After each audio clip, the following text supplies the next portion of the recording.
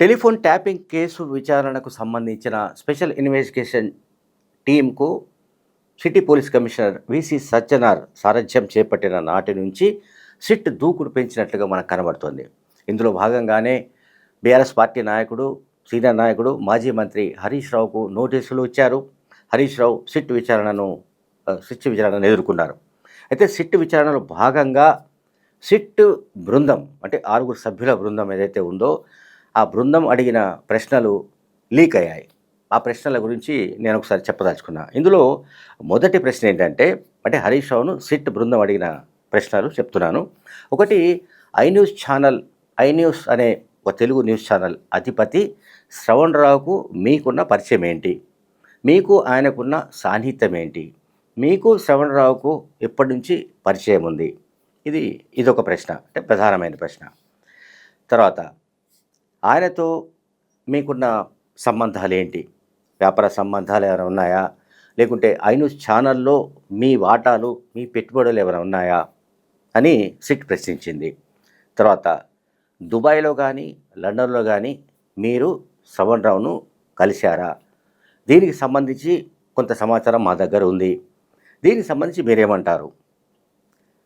శ్రవణ్ రావు మీ పేరు ప్రస్తావించారు. శ్రవణ్ రావు ఎవరు? ఐ న్యూస్ ఛానల్ అధిపతి. శ్రవణ్ రావు మీ పేరు ప్రస్తావించారు కాబట్టి మేము మిమ్మల్ని ఇన్వెస్టిగేషన్కు పిలిచాము. సో శ్రవణ్ రావు మీ పేరు ఎందుకు ప్రస్తావించారు? తర్వాత, ఇదే కేసులో విచారణ ఎదుర్కొంటున్న స్పెషల్ ఇంటెలిజెన్స్ బ్యూరో మాజీ చీఫ్, ఎస్ఐబి మాజీ చీఫ్ ప్రభాకర్ రావు కూడా మీ పేరు చాలా సందర్భాల్లో ప్రస్తావించారు.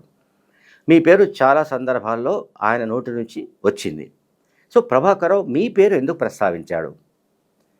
మీకు మావోయిస్టుల నుంచి థ్రెట్ ఉంది కనుక తాను తరచూ మిమ్మల్ని కలిసినట్లుగా ప్రభాకర్ రావు మాతో చెప్పాడు, మా విచారణలో చెప్పాడు. దీనికి మీరేమంటారు? నిజంగానే ప్రభాకర్ రావు చెప్పింది వాస్తవాలు అందులో వాస్తవం ఏమైనా ఉందా? అటువంటి థ్రెట్, అంటే మావోయిస్టు పార్టీ నుంచి కానీ, నక్సలైట్ల నుంచి కానీ, ఇతరుల నుంచి కానీ ఏదైనా థ్రెట్ ఉన్నట్టు ఎస్ఐబి కనుక్కున్నదా? అప్పటి ప్రభాకర్ రావు ఎస్ఐబి మాజీ చీఫ్గా ఉన్న సమయంలో మిమ్మల్ని కలిసి ఈ విషయాలు డిస్కస్ చేస్తూ ఉండేవాడా? అంటే ఈ థ్రెట్ పర్సెప్షన్ గురించి, అంటే మీ భద్రతకు సంబంధించిన వ్యవహారంలో మాత్రమే మీతో కలిసేవారా? లేక ఈ ఫోన్ ట్యాపింగ్ సంబంధించిన అంశాలు కూడా ఏమైనా మీ ఇద్దరి మధ్య సమావేశాల్లో, చర్చల్లో వచ్చాయా అన్నది కూడా సిట్ ప్రశ్నించింది. అట్లాగే మీ పేరు ప్రభాకర్ రావు పర్టికులర్గా, అంటే ఈ కేసులో నెంబర్ 1 నిందితుడుగా ఉన్న ప్రభాకర్ రావు మీ పేరును మాత్రమే ఆయన పదే ఎందుకు ప్రస్తావించాడు అన్నది కూడా సిట్ ప్రశ్నించి ఆయన నుంచి జవాబు రాబట్టడానికి ప్రయత్నించింది. తర్వాత, ప్రభాకర్ రావు రిటైర్ అయిపోయారు. రిటైర్ అయిన తర్వాత ఎస్ఐబి చీఫ్గా ఆయనను నియమించాలని ఎవరు డిసైడ్ చేశారు?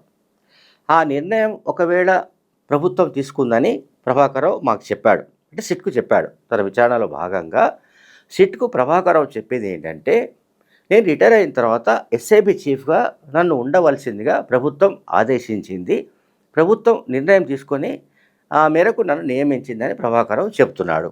ఇది ఎంతవరకు నిజం? దీంట్లో ఇంకెవరైనా ఇంకెవరైనా పాత్ర ఉందా? లేకుంటే కేసీఆర్ ఒక్కరే, అంటే అప్పుడు ముఖ్యమంత్రి ఒక్కరే ఈ నిర్ణయం తీసుకొని ఎస్ఐబి చీఫ్గా ప్రభాకర్ రావును నియమించారా అని కూడా సిట్ ప్రశ్నించింది.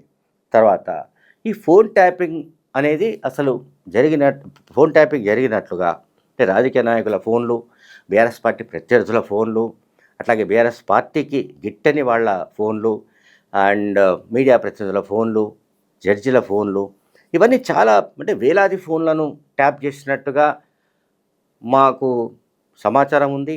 ఆ మేరకు ఆధారాలు కూడా ఉన్నాయి. ఆ మేరకు కొన్ని డివైజెస్ దొరికాయి, కొన్ని డివైజెస్ ధ్వంసమైపోయాయి. వీటన్నిటికీ సంబంధించి మీ దగ్గర ఉన్న సమాచారం ఏంటి? అంటే బీఆర్ఎస్ ప్రభుత్వంలో మీరు కీలకమైన మంత్రిగా ఉన్నందున ఖచ్చితంగా మీకేమైనా సమాచారం ఉండి ఉంటుందని మేము అనుకుంటున్నాము. సో ఈ కేసులో మీకున్న ఇన్ఫర్మేషన్ ఏదైనా ఉంటే మాకు చెప్పండి. ఈ కేసులో విచారణకు మీరు సహకరించాలి. మీరేమైనా చెబితే ఆ వివరాల ఆధారంగా ఈ దర్యాప్తును మరింత మేము వేగవంతం చేస్తామని సిట్ తెలియజేసింది. అండ్ గతంలో అంటే ఈ కేసుకు సంబంధించి ఫస్ట్ అరెస్టు కాబడిన వ్యక్తి ప్రణీత్‌రావు. అప్పుడే డీఎస్పీ ప్రణీత్‌రావు.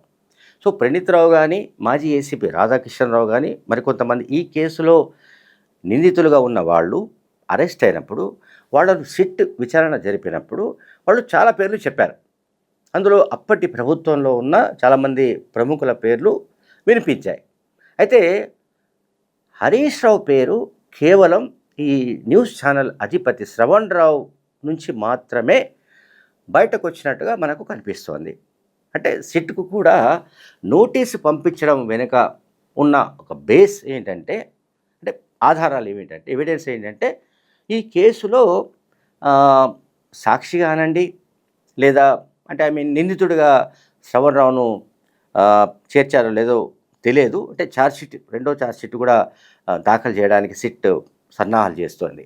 అయితే శ్రవణ్ రావు అంటే ఒక న్యూస్ ఛానల్ అధిపతిగా ఉన్న ఎండీగా ఉన్న శ్రవణ్ రావుకు మీకు ఉన్న పరిచయం ఏంటని ఫస్ట్ వెరీ బిగినింగ్లో ఆ క్వశ్చన్ అడిగారు. ఆ తర్వాత కూడా రిపీటెడ్గా శ్రవణ్ రావుతో ఉన్న సంబంధాల గురించి ఆరా తీశారు. సిట్ ఆరా తీసింది. అట్లాగే శ్రవణ్ రావు ఆఫీస్లో అంటే ఏదైతే శ్రవణ్ రావు నడిపిస్తున్నాడో ఆ ఛానల్లోనే ఒక ఎంక్లోజర్, ఒక సపరేట్ వ్యవస్థను ఏర్పాటు చేసి అక్కడి నుంచి కూడా ఫోన్ ట్యాప్ చేసినట్లుగా గతంలో కొంతమంది ఈ కేసుకు సంబంధించిన నిందితుల విచారణలో నిందితులు తెలిపారు. సో, నిందితులు తెలిపిన కారణంగా ఆ ఛానల్ అధిపతిని పిలిపించి ఆయనను విచారణ జరిపారు.